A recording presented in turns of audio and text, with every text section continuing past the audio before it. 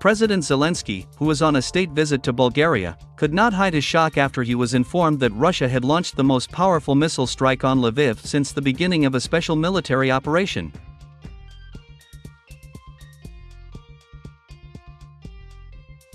This was reported by journalists, who personally saw the reaction of the Ukrainian president.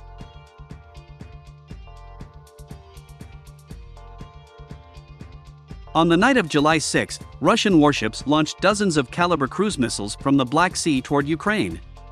Moreover, it became known that Russia began to use a completely new tactic of launching missile strikes, which in the end completely discouraged the operators of Ukrainian air defense systems.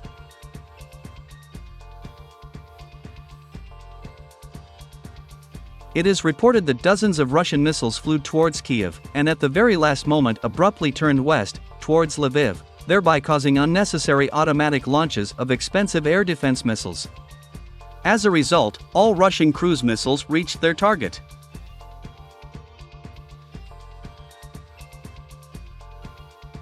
Even American publications that have always quoted statements from the Ukrainian side, after seeing the destroyed target, stopped believing the statements of the Ukrainian military that allegedly all Russian missiles were destroyed by air defense systems.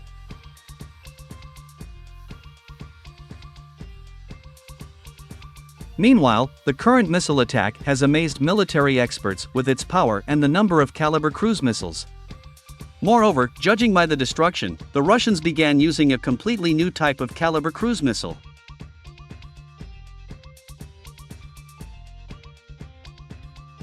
These latest missiles have a special increased power and increased target range.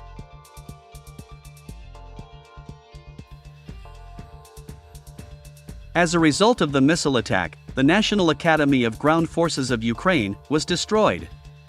Surprisingly, all Russian missiles struck exclusively at this object. Later, it turned out that this military academy had a large park area, where NATO heavy military equipment was stored, including British Challenger tanks, which were supposed to be transferred to the armed forces of Ukraine in just a week.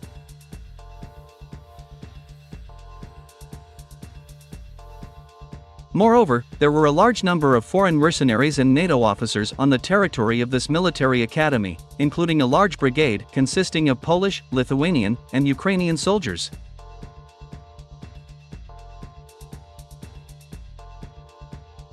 According to the statements of the Russian side, as a result of the missile strike, all NATO heavy military equipment, including British Challenger tanks, were destroyed.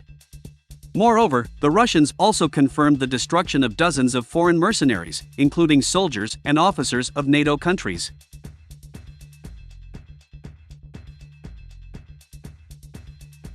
Meanwhile, the Ukrainian side continues to claim that the air defense systems shot down almost all Russian missiles, and at the same time still refuses to show the wreckage of at least one Russian Kalibr missile.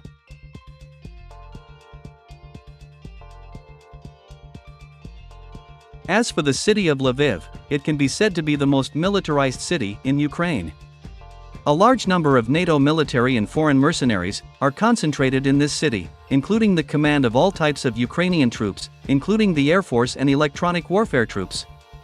It is obvious that the Russians will continue to launch missile strikes on this city.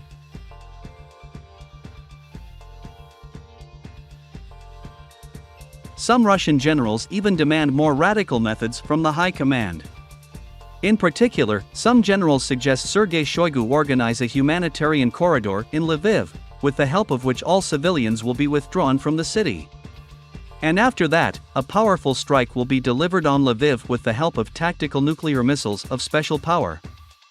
Thus, the entire military infrastructure of Lviv, including the places where foreign mercenaries gather, and the places of numerous warehouses with NATO weapons, will be destroyed within a few minutes.